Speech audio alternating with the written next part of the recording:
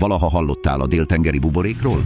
Ez a 1711-ben alapított brit társaság ígérte a gazdagodást, de hatalmas csődöt idézett elő. Most kiderül, mi történt valójában.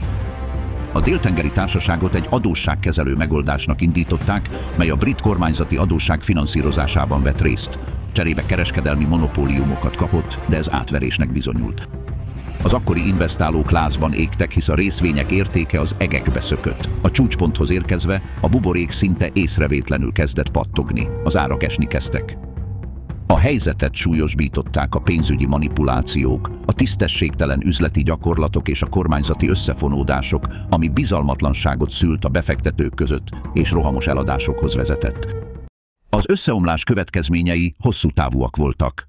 Sokan elveszítették megtakarításaikat, a közgazdasági bizonytalanság éveket élt a brit gazdaságban, és a kormány hitelbe vetett bizalma megrendült.